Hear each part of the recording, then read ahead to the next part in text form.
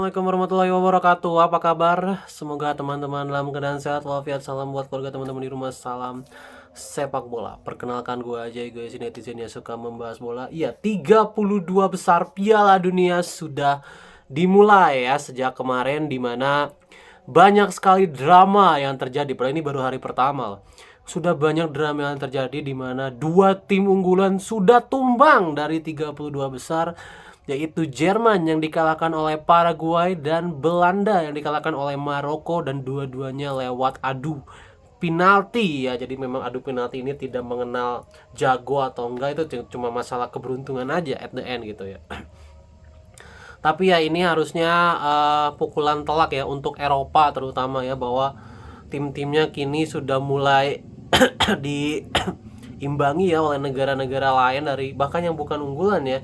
Belanda kalah dari Maroko, Jerman kalah dari Paraguay. Sementara juga ada drama yang terjadi di mana Kanada menang 1-0 lawan Afrika Selatan lewat gol di menit akhir pertandingan, dan Belanda kalah dari Maroko imbang 1-1, kalah di adu penalti. Banyak sekali penalti yang nggak masuk. Dan Brazil ya yang juga menang dramatis atas Jepang dengan skor 2-1. Oke, langsung aja kita bahas satu-satu ya.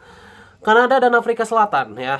Kanada bermain dengan seluruh kekuatan terbaiknya. Tentu saja mereka main di markas mereka sendiri. Kemudian Afrika Selatan juga ternyata tidak bermain buruk ya. Selama whole time 90 menit Afrika Selatan sangat bisa memberikan perlawanan kepada Kanada. Namun sayang ya, di menit akhir mereka harus kecolongan ya, dan ya Afrika gagal menyamakan kedudukan ya. 1-0 Kanada berhasil menang atas Afrika. Jujur gue nggak nonton ya Kanada Afrika ini, gue cuma nonton highlightnya doang. Gue juga lupa siapa yang bikin gol ya kemarin. Kemudian Brazil melawan Jepang, ini gue nonton full ya. Brazil melawan Jepang, dimana jujur gue cukup kecewa ya dengan level permainan Brazil Jepang ini, karena gue expectnya Brazil Jepang ini ketat dan level permainannya tuh tinggi, tapi kedua tim justru sering banget memperlihatkan salah passing ya. Kemudian banyak sekali blunder-blunder yang terjadi, blunder-blunder sendiri. Kayak memang bukan, kedua tim ini kayak memang tidak bermain di level terbaiknya. Jujur-jujuran aja gue mah ya. Seperti ya kalau kalian lihat ya, 2 dari 3 gol yang terjadi di pertandingan ini itu hasil dari 2 kesalahan elementer yang dilakukan oleh kedua tim. Gol pertama Jepang diciptakan oleh Sano itu berawal dari kesalahan Danilo ya, dalam memberikan umpan ke tengah, tidak ada yang menyambut, direbut oleh Sano, dan Sano membawa ke depan dan bang tendangan jarak jauh masuk ke gawang Alisson. Dan gol kedua Brazil di menit 90+5 yang diciptakan oleh Gabriel Martinelli juga kesalahan dari pemain Jepang, pemain pengganti Jepang itu Tanaka, yang gagal mengontrol bola sehingga direbut lagi oleh Ryan. Ryan umpan ke Bruno Guimaraes. Bruno Guimaraes melepaskan lagi umpan ke Martinelli yang kosong. Ini pun harusnya ada Sugawara harusnya di situ ya, tapi Martinelli tidak terjaga, entah kemana Sugawara itu ya. Dan 2-1 ya. Dan gol Brazil yang mungkin lahir dari skema open play ya, itu lahir dari sundulan Casemiro memanfaatkan umpan Gabriel ya, Skor 2-1 bertahan hingga pertandingan usai, dan Brazil lolos ke 16 besar dan kemungkinan besar akan menantang Norwegia ya. Norwegia harusnya bisalah mengatasi Pantai Gading harusnya ya gitu. Kemudian kejutan, ini gue ketiduran ya nontonnya, Jerman versus Paraguay. Pertandingannya justru tidak seru ya, sangat tidak seru pertandingannya. Jadi gue tidur aja, tiba-tiba 1-1 skornya. Dan Paraguay yang lolos ya, gue happy ya lumayan. Kenapa? Karena Jerman juga mainnya nggak bagus gitu. Ya kan, Jerman juga mainnya nggak bagus, sangat membosankan. Terlalu banyak passing-passing yang tidak progresif ke depan ya, terlalu banyak pusang passing nggak jelas gitu ya. Paraguay pun serangan baliknya ngaco gitu ya, banyak ngaco. Jadi ini sebenarnya pertandingan yang tidak menarik ya, Paraguay dan Jerman. Makanya gue nggak nonton apa ya, dan gue juga tadi nggak tahu siapa yang ngegolin ya, dua gol itu. Jadi gue nggak nonton. Nah tadi gue sempat nonton Belanda lawan Maroko ya. Belanda lawan Maroko pertandingannya jauh lebih sengit, jauh lebih alot. Kedua tim juga mainnya bener-bener ngotot ya. Tapi gue cukup kecewa dengan Belanda. Kenapa? Karena Belanda mainnya bener-bener super ngasal. Melawan tim sekelas Maroko harusnya Belanda bisa atasi dengan cukup mudah ya. Tapi Belanda benar-benar main di bawah formnya mereka ya. De Jong mainnya jelek, dia sering banget kehilangan bola di tengah. Kemudian counter-counter yang dilakukan oleh Belanda juga tidak banyak yang efektif ya.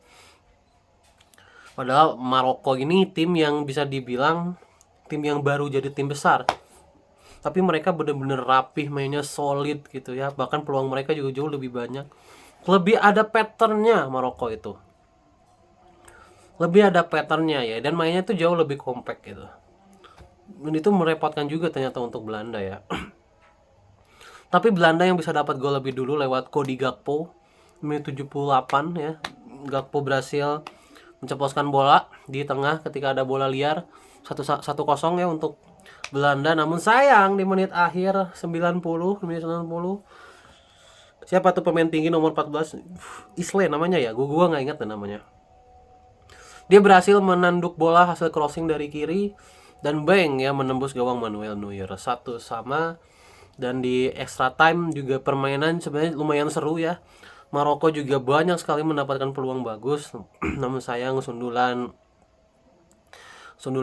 yang dilakukan oleh Maroko berhasil ditepis oleh Van Bergen ya. Dan skor 1-1 bertahan hingga akhir. Dan harus melalui babak adu penalti lagi. Babak adu penalti banyak sekali yang tidak berhasil ya menjalankan eksekusinya. Justin Kluivert gitu ya, kemudian Summerville gagal. Kemudian bahkan Hakimi juga gagal ya. Hakimi gagal, kemudian ada satu pemain juga nomor 25 itu juga gagal gitu ya dari Maroko. Namun keberuntungan lebih berpihak ke Maroko karena Summerville gagal, Saibari berhasil ya.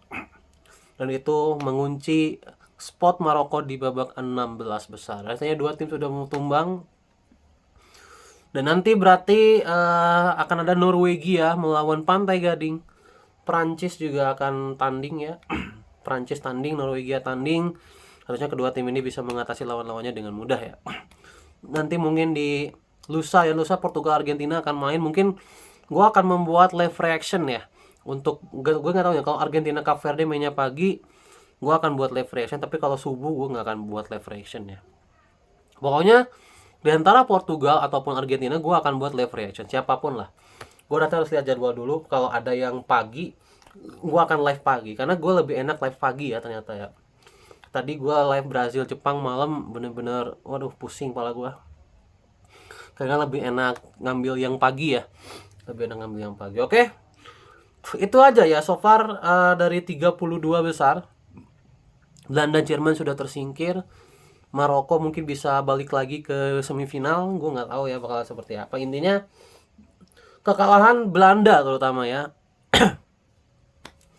Kekalahan Belanda ataupun Jerman ini harusnya sedikit memuluskan langkah Portugal ataupun Argentina, karena kita pasti sangat berharap Portugal Argentina bertemu di final last dance ya. Mudah-mudahan jalannya dilancarkan ya Portugal versus Argentina.